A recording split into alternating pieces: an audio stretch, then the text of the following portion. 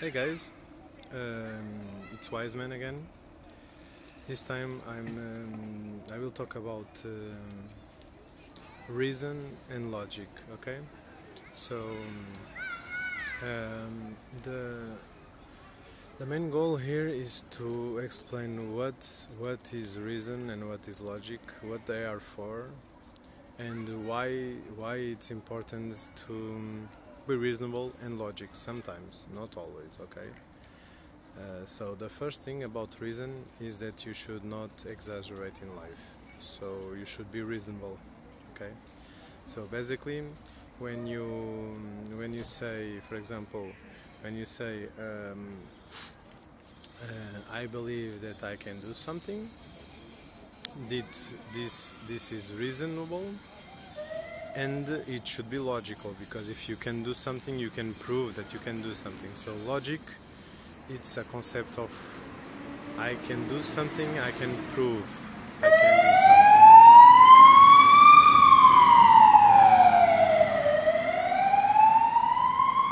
And also focusing now on the reason. So when you are reasonable, you don't have to be logical. Okay, it's not connected. I'm just talking about the two aspects of the thing. So reasonable. When do you use reason? Well, you use reason when you are talking to someone, discussing a team, debating, when you are argumentating with someone, when you use arguments. So when you are in a conversation and you try to make your point, so you say, for example, I think that car is faster than the other car. So you will use both reason and logic. Normally, you don't have to be reasonable or logic, but the goal here is that when you are reasonable, you can say, okay, I think that that car is faster than, or for example, that my car is faster than yours. But when the other person actually makes the point that you are wrong, reason will make you give the other person the reason. So basically, if you see that the other is right, you can actually say, okay, you are right, I was wrong. You can admit it. This is also a bit of humble. Sometimes it's very hard to be humble. So, but this I will leave to another tube, okay? So, when you say, for example, I believe that, I can see your point, but I will keep my point. This is still reasonable. You don't have to agree with everyone, and you don't have to be always right. Reason is the middleman, the middle idea, the balance in life. So reason is the balance. You can be right and you can have reason.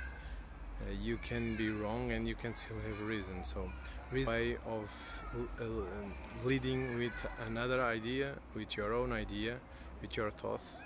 So if you can reason your way into life, you will be more equilibrated. You will be more in peace with yourself, because you know, okay, I'm saying that I believe that my hair is brown. Others say that my hair is dark or black.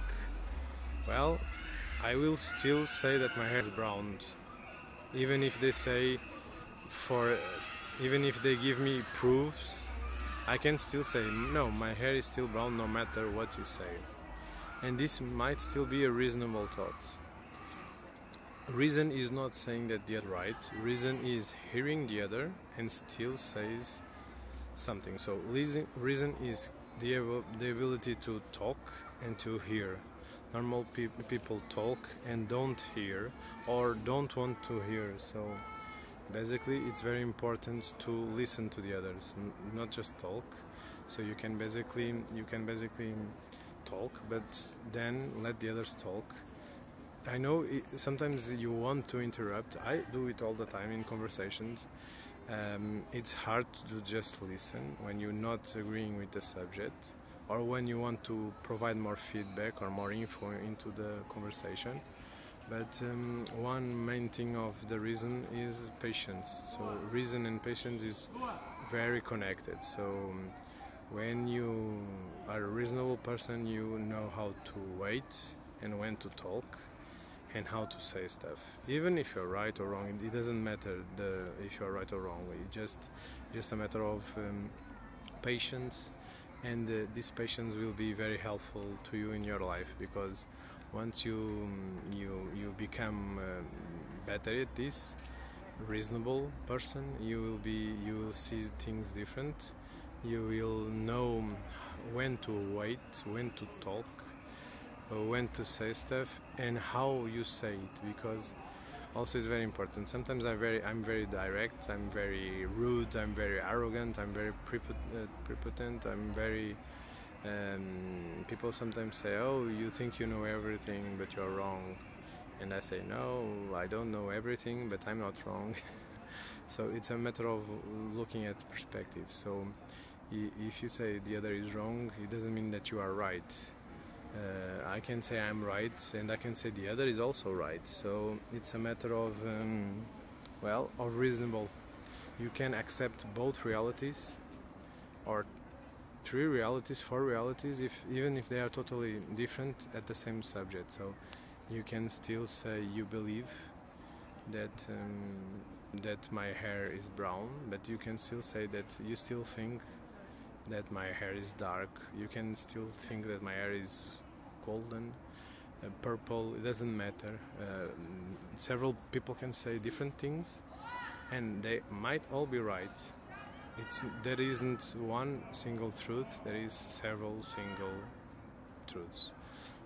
So every one of us has its own truth, and that is where reality is relative. So when reality becomes a relative thing, reality means everything in this case.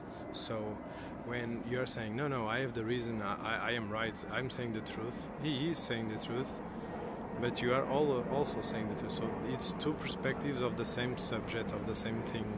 So reason will be a balance here. It will not be a judge, it will not be an executor, it will be a middleman. It will be like, okay, I can handle with his perspective, but I can still keep mine.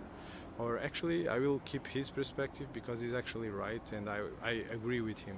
So you can do this for both. Well, logic can become friends with reason or not, because most of the times I am very logic, but sometimes I'm in logic. So when I use logic when I'm trying to explain things to you. I need to give examples. This is a logic thing to do, to give examples so you can understand actually what I'm trying to say.